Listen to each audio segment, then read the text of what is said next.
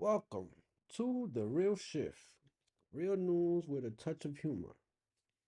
Ahoy, mates. The high seas are turning into a wild pirate chase, minus the parrots and eye patches. Today, we're sailing through Trump's blockade drama. U.S. ships snagging Venezuelan oil tankers left and right. Maduro sneaking one into Texas. Iran yelling pirates. Secret Putin Trump chats in sunny Miami. Exploding cars in Moscow. And how this all might be handling China a sneaky win. It's a global tug of war on steroids, with everyone pulling ropes and nobody letting go. Grab your popcorn, let's dive in. In our modern world, every action is connected. Think of it like a vast, intricate web. When one strand is pulled, the entire structure shivers. We are seeing that happen right now. The United States has initiated a strict blockade on Venezuelan oil. The goal is to cut off the financial resources of Nicolas Maduro's government. This single, decisive action, however, is not happening in a vacuum. It has pulled other powerful nations into a complex and dangerous dance on the high seas and in the quiet halls of diplomacy. This is a story about oil, of course, but it is also about something much bigger. It is about global safety, shifting alliances, and the very nature of international power. What begins as a targeted economic sanction can quickly spiral. It can become a test of wills between superpowers, Iran, China, Russia. We now see more naval vessels patrolling critical waterways. We hear of secret talks that could reshape long-standing alliances, and we witness violent attacks that threaten to ignite wider conflicts. Each event, though seemingly separate, is a direct consequence of that initial pull on the web. Understanding these connections is crucial to grasping the risks we all now face. This essay will break down these unfolding events. We will look at each headline, one by one. We will explain what happened in simple, clear terms. More importantly, we will connect the dots between them. We will show you how a tanker leaving a South American port relates to a meeting in Miami, and how that meeting might influence a military decision in Tehran. The events are moving quickly, and the stakes could not be higher. This is a moment where a single miscalculation at sea or a misunderstood word in a negotiation could have far-reaching, unpredictable consequences for everyone. The core of this story is a power struggle. Resources influence control over the rules that govern the world. The United States is using its economic and naval might to enforce its policy. In response, other nations are challenging that might, testing its limits and asserting their own power. This is not just a news story for politicians and generals. The price you pay for gasoline, the security of global trade routes, and the stability of regions far from the immediate crisis. We will now examine each piece of this complex puzzle. Let's start with the event that set the current stage. A Venezuelan oil tanker loaded with approximately 500,000 barrels of crude oil set sail for a port in Texas. This was a bold and provocative move. It directly challenged the stringent sanctions imposed by the United States. These rules are specifically designed to prevent such sails cutting off the flow of cash to the Maduro regime. Yet the ship navigated the waters, completed its journey, and departed safely. It was a direct test of American resolve, and for a moment, it appeared that Venezuela had successfully called Washington's bluff. This matters for a very simple reason. Oil is money, and money is power. For Nicolas Maduro, every barrel of oil sold is a lifeline. It provides the hard currency needed to pay his security forces fund social programs. By sending a tanker directly to the United States, he was not just seeking profit, he was sending a message to the world that he would not be easily isolated. The successful transit of this ship, even under the watchful eye of U.S. authorities, has created a significant dilemma. It raises profound questions about the effectiveness and enforceability of the blockade. The immediate update is one of heightened tension and strategic recalculation. While the tanker, known as the Libertad, has departed, U.S. officials are now under immense pressure to prevent a repeat. The incident has been framed by some as a failure of enforcement, and by others as a deliberate, albeit risky, decision to avoid a direct confrontation at sea. Regardless of the reason, the event has emboldened Caracas and forced Washington to reconsider its tactics. The world is watching to see if this was a one-time anomaly, or the beginning of a new, more defiant phase in Venezuela's strategy to survive. As news of the Venezuelan tanker's journey spread, another major power entered the fray with forceful language. Iran publicly condemned the U.S. blockade, labeling the American actions as modern-day piracy. This was not just diplomatic posturing. Iran's foreign minister issued a statement promising to stand in solidarity with Venezuela and offer assistance. This declaration immediately widened the scope of the conflict. What was a regional dispute in the Americas now had a direct line of tension stretching across the Atlantic to the Middle East. It connected two nations the United States has long sought to isolate. The significance of Iran's involvement cannot be overstated. Iran brings decades of experience in circumventing sanctions and challenging U.S. naval power. It transforms a one-on-one standoff into a multi-sided chess match. Think of it like a dispute between two people on a playground. If a third person, known for being defiant, steps in to back one of them up, the dynamic changes. The original conflict becomes more complicated, unpredictable, and potentially more dangerous for everyone. While tensions were rising at sea, a surprising development was unfolding behind closed doors. High-level envoys from Russia and the United States met secretly in Miami, not Venezuela. Instead, finding a pathway to end the long and devastating war in Ukraine.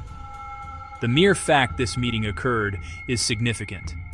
Its location in the U.S., its exclusive nature, leaving European leaders out of the room. That sent shockwaves through the transatlantic alliance. It hinted at a potential shift in how the world's two largest nuclear powers negotiate. This matters. Western response has been coordinated through NATO and through the European Union. A direct bilateral channel between Russia and the U.S. that bypasses these partners could be seen as a betrayal. Berlin, Paris, Brussels. It raises the fear a deal could be struck over their heads. In the wake of its defiant words against the U.S., and in the shadow of ongoing regional threats, Iran has made a significant internal move. The nation's supreme leader, Ayatollah Ali Khamenei, has ordered a major reshuffle of senior commanders within the Islamic Revolutionary Guard Corps. Such changes in military leadership are never made lightly. They typically occur when a country is responding to a recent failure or preparing for a future confrontation.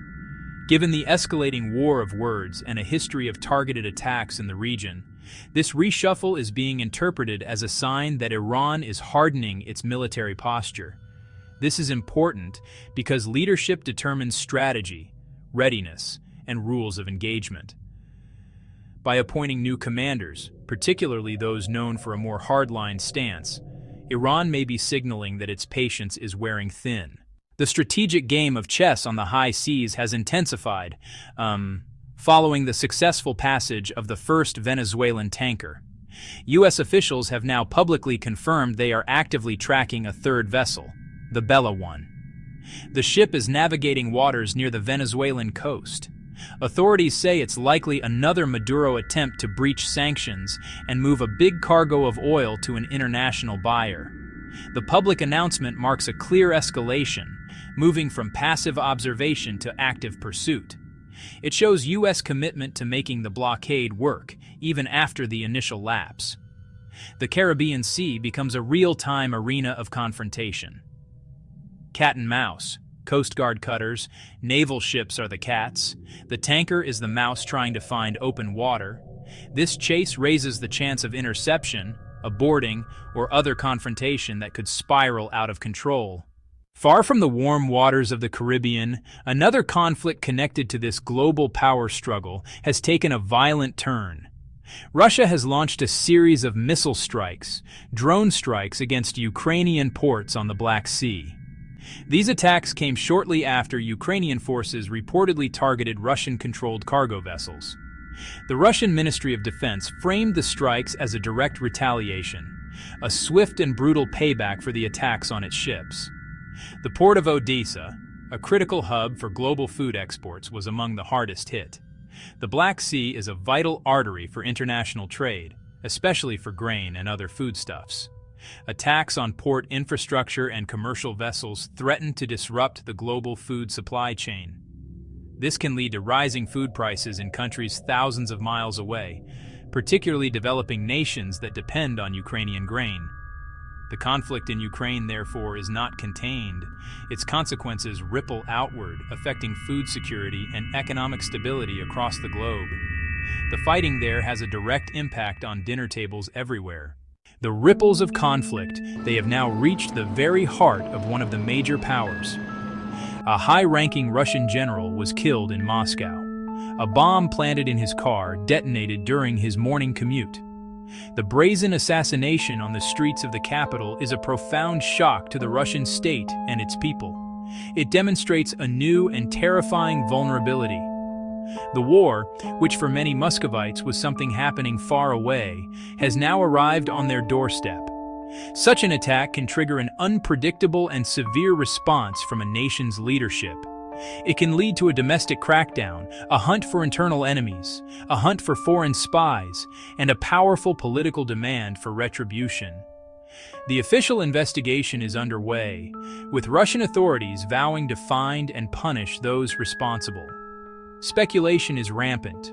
Officials implicitly point to Ukraine or Western backers, but no group has claimed responsibility. While other nations have reacted with ships, bombs, China has chosen to play a different, more subtle game. Beijing has publicly condemned the U.S. blockade on Venezuela, using strong but carefully chosen words. It has described the American actions as hegemonic bullying, a violation of international norms. However, China has stopped short of promising direct military or economic intervention. Instead, it is using the crisis as a powerful rhetorical tool, positioning itself as a defender of national sovereignty and a reasonable alternative to aggressive American unilateralism. This is significant because China's reaction is all about the long game. Every time the U.S. takes a hardline action that can be framed as bullying, it strengthens China's global narrative. Beijing can point to the Venezuelan blockade and say to nations in Africa, Asia, Latin America, "See, this is how America treats countries that don't follow its rules." We, on the other hand, offer partnership and respect. This argument is particularly potent as it relates to China's own ambitions, especially concerning Taiwan. Ultimately, all these disparate stories tie back together. The U.S. move against Venezuela created a power vacuum and a moral argument that China was perfectly positioned to exploit. The chaos created by Russian attacks, Iranian defiance, American naval pursuits allows China to present itself as the calm, stable, and mature global power. While Russia acts as the spoiler and Iran as the agitator, China is playing the part of the aspiring leader. The Venezuelan crisis, therefore, is not just a headache for the U.S. It is a strategic gift for Beijing in its long-term competition for global influence. It shows how one nation's crisis can become another's opportunity. That's the end of today's wild ride on the real shift. The real news with a touch of humor that keep the drama fun. From U.S. pirates chasing tankers and boosting Maduro's buddies in Iran, the backroom Miami deals between old rivals, Black Sea paybacks, and bombs shaking Moscow. This blockade is sparking fireworks everywhere, even giving China some extra ammo. The world's like a giant game of hot potato with oil, secrets, and surprises. Nobody's backing down. But hey, at least it's not boring. Stay sharp, laugh a little, and we'll catch up on the next shift soon. Thanks for joining.